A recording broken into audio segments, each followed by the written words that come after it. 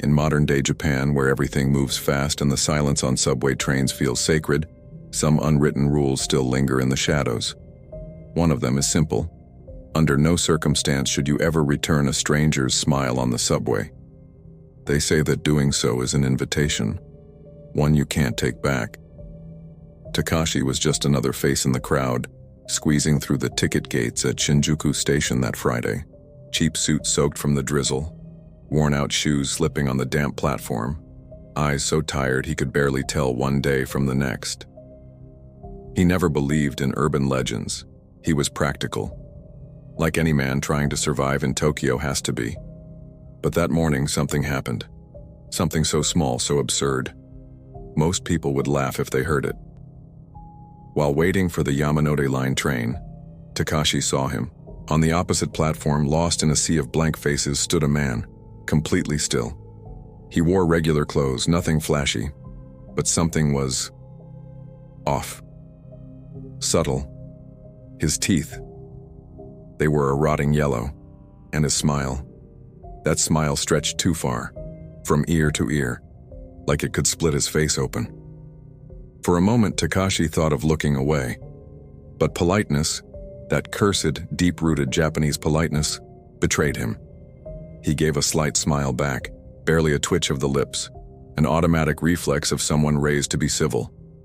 The train arrived, drowning out the moment. The crowd surged forward, and the man with the rotten teeth vanished. Takashi thought that was it. Just one more weird thing in a city that never really sleeps. The first few minutes inside the train felt normal.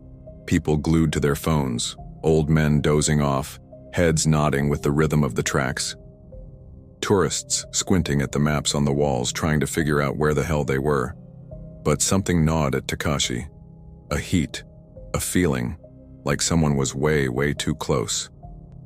He slowly turned to check. Nothing. Just his own reflection in the dark glass of the door, warped by the flickering tunnel lights. He took a deep breath, trying to shake it off. Probably just tired. Nothing more. But when he got off at Ikebukuro Station, something in the corner of his eye froze him in place. In the reflection of a closed store window, he saw it. That smile, those teeth, even closer now. But when he spun around, the street was empty. A cold wind brushed against his face like a whisper he couldn't quite catch. Takashi picked up his pace, and for the first time in years he felt afraid to walk alone through the streets of Tokyo. The next morning, Takashi woke up with a dry throat and burning eyes, not from lack of sleep, but from something deeper. Like he had faced something during the night that his mind refused to remember. The bathroom mirror showed a pale face, hollow eyes, and a faint purple mark on the side of his neck, a bruise. He didn't remember hitting anything. When he stepped outside, something strange caught his attention. An envelope lay on his doormat. No name, no stamp. Inside, a folded piece of paper with just 3 words, scrawled by hand. You smiled back. Takashi swallowed hard. Was this a joke? Some messed up prank?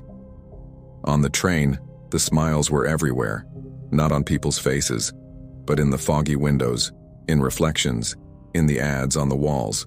Every time he tried to ignore it, the laughter came back, low, muffled, coming from somewhere he couldn't place.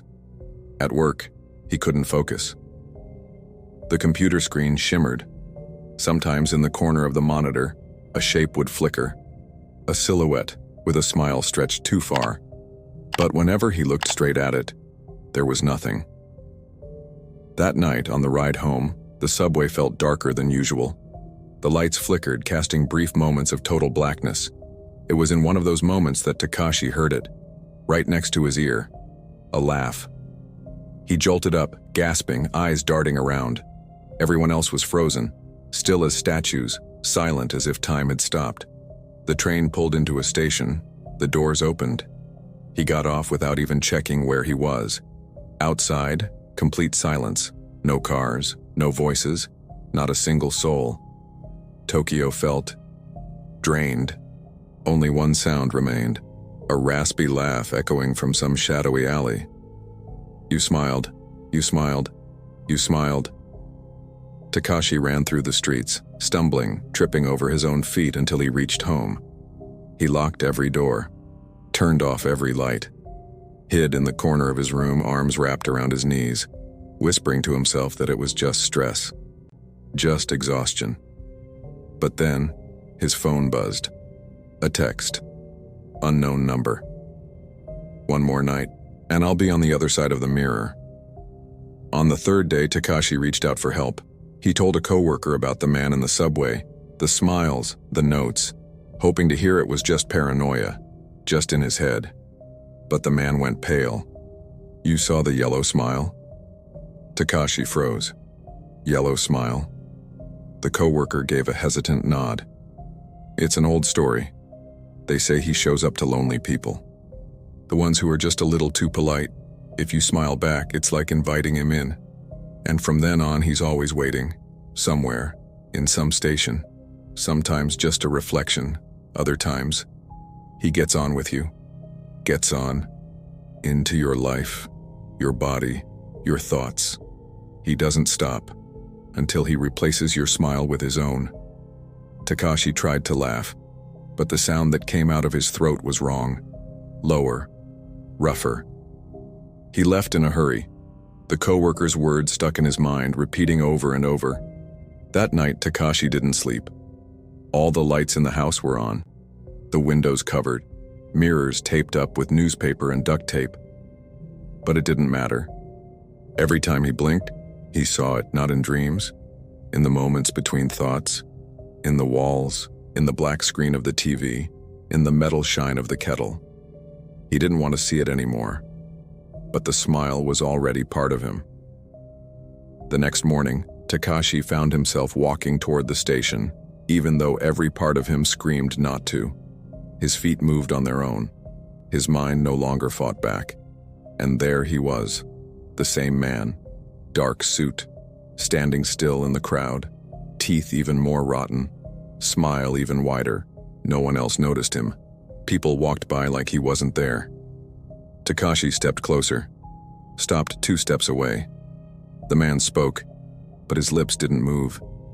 Your smile is mine now. Takashi felt the muscles in his face twitch. A smile began to form. But it wasn't him smiling, he fought it. But it was too late. That night, a subway employee found a phone lying on the tracks. The screen was cracked, but one final notification was still blinking. If you smile back, he enters. They say that sometimes, late at night, a man can be seen standing still on the quietest platforms in Tokyo, always smiling. No one talks to him. No one looks twice. Except the lonely, the polite, the ones who never learn to avoid reflections.